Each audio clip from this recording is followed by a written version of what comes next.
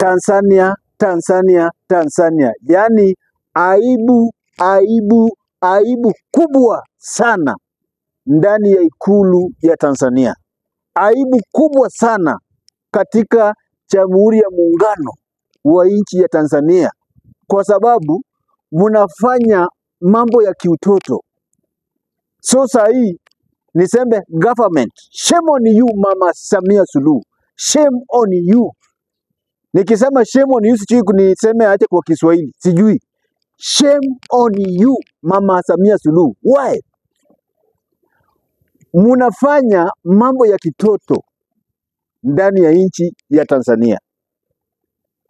Utawala wa nchi ya Tanzania unafanya mambo ya ubwakini, ya utoto. Yaani Heche, John Heche ambaye kwa sasa kwa sababu mumefunga Tundu Lissu wako ndani. Yeye ndiye ako nje, ndio kiongozi wa chama cha Chadema. Chadema ndio chama pinzani tunajua peke yake ndani ya nchi ya Tanzania. So juzi alikuwa anaenda mazishi. Alikuwa anaenda mazishi ya kiongozi wa upinzani wa Kenya, Raila Amolo Odinga. Heche naye pia ni mwana upinzani katika nchi ya Tanzania. So alienda kupeleka risala la rambirambi kwa familia ya mkuu wa upinzani wa nchi ya Tanzania, ya Kenya, kama vile wao ni viongozi wa upinzani katika nchi ya Tanzania. Na mwenye alifariki pia ni kiongozi wa upinzani. So ni mpinzani alienda kupea pole na kupeleka risala za rambirambi kwa familia ya upinzani mwenzake. Alafu Tanzania sijui mnatumia akili gani? Serikali ya Tanzania, utawala wa Tanzania, Mama Samia Suluhu nao wapumbavu wenzako, sijui mnatumia akili gani? Mnafanya vyombo vya dola kana kwamba ni familia yenu. Mnafanya vyombo vya dola kana kwamba ni watoto wenu. Mnafanya vyombo vya dola kana kwamba ni machawa wenu. Yaani mnasuia. Sasa kuenda sometimes kuna upumbavu. Heche kuenda kulilia Raila Amolo Odinga ambaye ni kiongozi wa upinzani kama vile chama cha Chadema, ambapo Heche ni kiongozi wa Chadema ambacho ndio chama pinzani, kama vile Odinga ndio mkuu wa upinzani wa Kenya. Sasa kuenda kumulilia, kuenda kupeleka risala za rambirambi ni makosa. Ni makosa. Juzi nimeona Mama Samia Suluhu, wewe ni kiongozi, ukatumana wachumbe hapa. Nitawapea habari yao baada ya hii kilipu. Sikiliza kilipu itakayofuata nilipue. Upumbavu niliona wakati Mama Samia Suluhu alitumana wachumbe wakiongozwa na Jakaya Kikwete ambaye ni mchepuko wake. Nitakuja kuelezea kilipu itakayofuata hii. Upumbavu niliona kwa Jakaya Kikwete na wachumbe wake walipoenda kumuomboleza Raila. So kama serikali ya nchi ya Tanzania ilitumana wachumbe, serikali mwenye amefariki Kenya ni mkuu wa upinzani, sio rais. Kama Mama Samia Suluhu katumana wachumbe wakakuja kuleta risala za rambirambi za nchi ya Tanzania, na wewe mwenyewe katumana risala, sasa huyu sasa ndiye amefiwa. Heche ndiye amefiwa, maana Raila ni mkuu wa upinzani wa Kenya. Heche ndio wapinzani katika ile nchi nyingine. So wao ni watu ambao yeye ndiye alifiwa, sio wewe. Unajua Kiafrika kuna laana. Kuna laana, ni mwiko katika kumulilia mwenzio ama ukienda matanga yoyote. Kuzuia mtu kulilia mwingine ni laana. So darajia laana itawakayo kucha hapo iwapige. Na niliona juzi katika unabii niliona juzi mhubiri alisema ya kwamba Kenya, Tanzania, Uganda kutakuwa na kilio. Wengine tukasema hiyo ni mambo ya wachungaji, hiyo ni mambo yao. Kwa kweli alisema Kenya ndio ya kwanza, ya pili ni wani? Ni yako, ni Tanzania. Na hatujui Tanzania ingekuwa ni mama, alisema ni Mama Samia Suluhu. Alisema ni Mama Samia Suluhu. So Kenya, unabii umefanya nini? Wanasema prophecy must come to pass. So in Kenya it has come to pass, imeshatendeka. So namba 2 alisema ni wapi? Ni hapo. Sasa ni kama mama unalazimisha laana, Kwanza ulifunga kanisa, kufunga kanisa.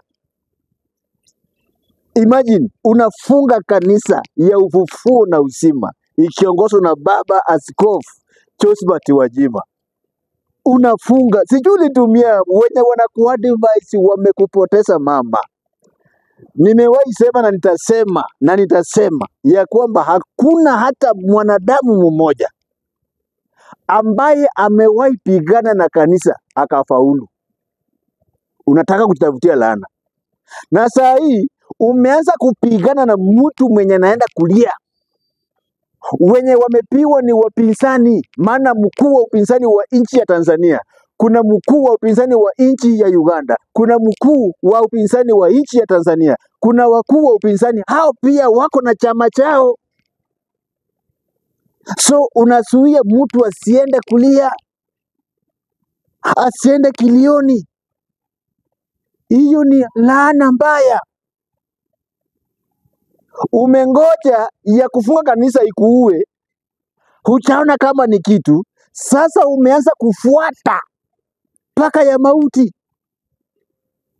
unafuata ya Mr. Dead. So tunangoja tutasikia mlipuko, maana unabii ulisema baada ya Kenya, next Tanzania itasukishwa nusu mlingoti. Sio mimi nimesema, niliona mchungaji. Hata ukiangalia mitandao nimeona Mtusi nasema alisema na imeanza na Kenya. Kweli Kenya imeweka tika. Hata sisi hatukumwamini. Tulipoona huyo unabii tulisema ni mmoja anaongea mambo yake. Lakini sasa tumeamini kweli msiba wa Kenya umetendeka. So next ni wapi? Tanzania. Ni nani? Mama Samia Suluhu. Ni yeye alisema. Alafu mama, unataka kulazimisha ukufie kwa mikono ya watu. Unataka kufuta laana by force. Umeteka watu na kuua. Uoni. Kwanza sasa nimesikia kuna badri ametekwa ndani ya nchi ya Tanzania. Badri. Mtumishi wa Mungu. Ni nini? Kwa sababu ameongea ukweli. Sasa mnataka watumishi wa Mungu waanze kudanganya watu. Mnataka watumishi wa Mungu wakae mikora. Watumishi wa Mungu ni watu wa kusimama madhabahuni na kuambia watu ukweli. Ulianza na Josephat Gwajima. Kwa sababu ya nini? Makosa Josephat Gwajima ni kwa kusimama na kusema kuna utekaji unaendelea ndani ya nchi ya Tanzania. Unataka kusifu mama uko sawa, nyonga watu, ua, teka. Hiyo unataka kama akina Makonda, kama akina Msukuma wapumbafu hao. Akina huyu mwenye achielewi. Kuna huyu jamaa Komanda Muriru, ni mtu haelewi, amepewa cheo, haelewi ya kwamba kukua IGP, Inspector General of Police. IGP. Polisi ni kitengo kimejisimamia. Haufai, wanaitwa utumishi kwa wote. Utumishi kwa walio mamlakani, utumishi kwa walio upinzani, utumishi kwa Waislamu, utumishi kwa Wakristo, utumishi kwa Wazanzibari, utumishi kwa Watanganyika, utumishi kwa wasioamini, utumishi kwa wanaoamini. So polisi, jeshi la polisi ni kitengo akifai kuwa chawa, labda kwa upinzani ama kwa serikali ambayo iko katika ya siku. Lakini huyu Muliro ni mtu amepoteza, hata hana akili.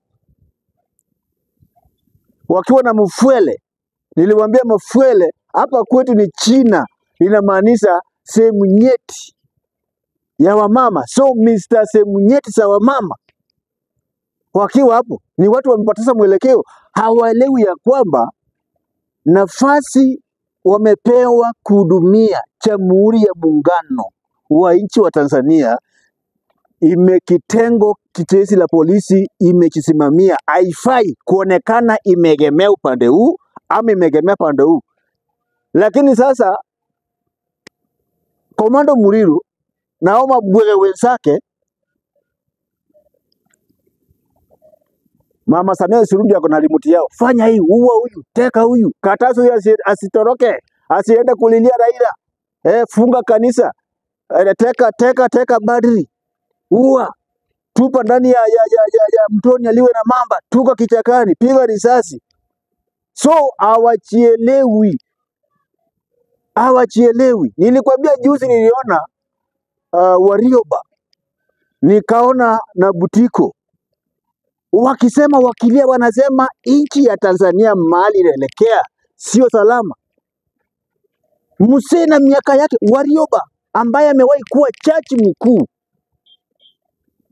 Chief Justice wa Jumuiya ya Muungano wa Tanzania, Chief Justice, mtu amekula makaratasi. Ndugu yangu, uwezi kuwa jaji hakimu mkuu mtu ndendende kama huyu rais mwenye mko nayo sasa hivi, akielewi ya kusoma, mtu ndendende.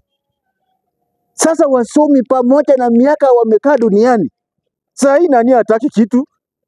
Akina Warioba na Butiko sasa hii wameshamaliza, wao wanataka wakule mzuri, wakingoja siku wanaitwa mbele za haki, hawana haja na kitu chochote. So wanapopeana ushauri wanapeana kama wao.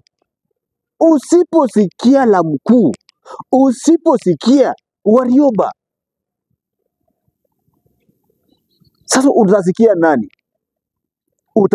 Usiposikia kina Butiko, utasikia nani? Watu na miaka yao wamehudumia nchi mpaka sasa wamestaafu. Saa hii wao hawataki siasa, hawataki udiwani, hawataki ubunge, hawataki hata contract, hawataki. Ni watu wa kukaa na kukula mema ya nchi ambayo waling'ang'ania na kutumia nguvu zao. Wanakushauri mama, wanasema nchi mahali inaelekea sio kuzuri. Mama, uko na sikio la kufa. Sasa mnaleta aibu, Mama Samia Suluhu, mnaleta aibu katika jamii ya kimataifa. Eti kiongozi baba wa wenyewe ameenda kulilia rafiki yake, yani kwenda mazishi, kulilia rafiki yako amefiwa. Eti sasa unakatazwa kwenda matanga. Niliona kuna Watanzania walikuwa pale, akina mtoto aliyekuwa rais Magufuli, na walikuwa wengi na timu yake. Kulikuwa na Watanzania pale jana tukisika Raila. Juzi tukiwa huko Nairobi, niliona wachumbe kutoka Ikulu umetumana, wamekuja kulilia Raila. Ati sasa mwenye amefiwa ndiye anakatazwa. Wewe utafiwa, si wewe umefunga wa kwenu? Raila wa kwenu umefunga kodani. Tundu Lissu ndio Raila wa kwenu, si amefungwa? Acha gani kuja kulilia ya kwetu, maana yeye hakufungwa, maana yeye ni mkuu upinzani wa kwetu, hako huru, wanatembea pamoja. Sijui kama mama uko na shida gani ama nia yako ni ipi? Maana wakati tuliona Mama Samia Suluhu ameapishwa, na kuambia ukweli, nasema ukweli kutoka ndani yangu, wakati tuliona Mama Samia Suluhu ameapishwa kuwa mwanamke wa kwanza East Afrika Mashariki katika uongozi wa urais, tulifurahi, tukasema wacha tuone sasa na wamama. Yani tulifurahi, tukawa na expectation kubwa, tukachoya kwamba tunataka tuone uongozi wa mama, tujaribu tuone. Sasa tulifikiria mama wanasema, inasemekana ya kwamba ajuaye uchungu wa mwana ni mzazi. Hata mimi ni mzazi, lakini mama ndiye anazaa. So tunajua wa mama kwa sababu wao ndio wanazaa, wanaelewa kwa uongozi, watatuchukua salama kwa sababu wao ndio wanasikia uchungu. Sasa umeletea wamama wengine wenye walikuwa na nia nzuri, wenye walikuwa na uongozi, wako na maono, hawatapata kura, hawatapata uongozi. Chuya, tumeona wewe uko na shida, paka tumeanza kusema why, tulikosea wapi? Sijawahi ona mama dikteta kama Samia Suluhu. Sijawahi ona mama mpumbavu. Umepata nafasi ya kuonyesha kweli hata mwanamke anaweza. Maana hapa Kenya tunasema, kuna msemo kwa Kisungu unasema effort, every success man, every success man. Kila mwanaume mwenye amefaulu, kando yake kuna mwanamke. So huyo mwanamke, kama mwanamke ndiye anafanya mwanaume afaulu, je, mwanamke sasa akisimama, je, itakuwaje? Tukafurahi, tukafikiria sasa tumeona mama for the first time afungulie wamama wengine njia. Sasa umefunga na umekunia na kukochoa katika njia na mapito ya wamama wengine. Umeleta pati mbaya kwa wamama, umeleta kisirani kwa wamama. Sasa kutoka sasa tutaamini mama yeyote Afrika. Hatuwezi amini mama yeyote kuwa rais, maana tumeona kama wewe umekuwa rais, wewe ni mnyongaji, unaua, mtekaji, hautaki ukweli, unafunga makanisa, unateka paka mabadri. Nasikia paka umejaribu kutafuta paka Bishop Wajima umteke, imeshindikana. Unakuja kuteka Fata Kitima, sasa anaendelea kugusa majeraha. Fata Kitima wa Catholic anaendelea kugusa majeraha. Kuna yule shehe gani mliua? Na tulikuja tukajua Watanzania msidanganyike, Tanganyika bara nyinyi ndio mnauawa na kutekwa. Watu wa Zanzibar kwao Mama Samia Suluhu, wao ni maendeleo, miradi, shule, nini. Wenye wanaumizwa na kutekwa ni wapande hii wa bara. Nimewahi sema na nitasema ya kwamba wakati wakoloni walikuwa Afrika, wakati wakoloni wasungu wamesoma, wako na silaha, wanajua kutumia silaha, masinaipa walikuweko pale, walikuwa hapa kwetu, wakateka mababu zetu, wakawateka nyara, wakawatumikia kama vibaraka. Unafanya kazi ngumu bila kulipwa, bila kukula, unapiwa risasi vile wanataka, wanakuua kama vile mnauana hapo Tanzania. Lakini huyu Mwafrika mchinga mwenye hajasoma, mwenye ana silaha yoyote ila mawe na mishale, wakati alikuja pamoja na ujinga wake, msungu na mabunduki zake na watekaji wake na wauaji wake na watesaji wake, lazima waende kwao. Tanzania mukingoja ya kwamba iko siku nchi itakuwa, siku itajitengeneza. Kama hiki kipindi sio cha mama na amewatesa hivyo, je, akipata kipindi chake, hiki kipindi sio cha mama, ni cha Magufuli, ndiye ameteka na kuua watu namna hiyo. Je, akipata chake itakuwaje? Watanzania, amuka, kanga na akili, ongea kwa sauti moja, simama, toka nje. Afadhali waue 10 mara moja badala kukuja kuwaua nyote moja, waue malumalufu ya watu. Waue 10 mara moja, lakini mupate kukomboa nchi ya Tanzania. Kumbuka ni mawe, yani mawe yanaongea kwa niaba ya Watanzania. Like, comment and subscribe. Thank you very much and be blessed.